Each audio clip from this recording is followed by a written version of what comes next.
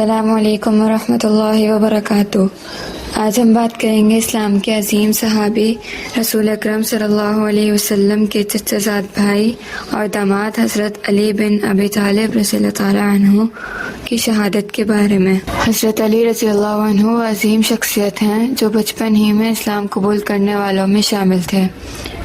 آپ رضی اللہ عنہ نے ہر مشکل وقت میں رسول اللہ صلی اللہ علیہ وسلم کا ساتھ دیا اور اسلام کی خاطر بے شمار قربانیاں دیں۔ آپ رضی اللہ عنہ کی بہادری اور شجاعت تاریخ اسلام میں مشہور ہے۔ غزوہ بدر، غزوہ احد، غزوہ خندق اور غزوہ خیبر میں آپ رضی اللہ عنہ نے اسلام کا پرچم بلند رکھا، لیکن افسوس اسلام کے اس عظیم ہیرو کی زندگی کے اختتام بھی ایک دردناک واقعے پر ہوا۔ یہ واقعہ 40 ہجری کا ہے۔ رمضان مبارک کا مہینہ تھا۔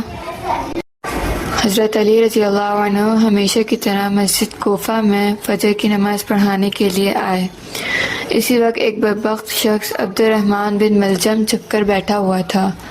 جیسے ہی حضرت علی رضی اللہ عنہ نماز کے لیے آگے بڑھے، اس شخص نے زہر میں بجھی ہوئی تلوار سے آپ رضی اللہ عنہ پر حملہ کر دیا۔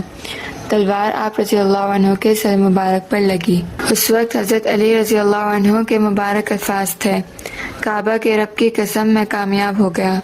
یہ الفاظ اس بات کی گواہی دیتے ہیں کہ حضرت علی رضی اللہ عنہ کی زندگی مکمل طور پر اللہ کی رضا کے لیے تھی۔ حملے کے بعد حضرت علی رضی اللہ عنہ شدید زخمی ہو گئے اور 2 دن تک زخمی حالت میں رہے۔ آخرکار 21 رمضان 40 ہجری کو آپ رضی اللہ عنہ اس دنیا سے رخصت ہو گئے اور شہادت کا عظیم مقام حاصل کیا۔ حضرت علی رضی اللہ عنہ کی زندگی ہمیں یہ سبق دیتی ہے کہ حق، انصاف اور دین کے راستے پر ثابت قدم رہنا ہی اصل کامیابی ہے۔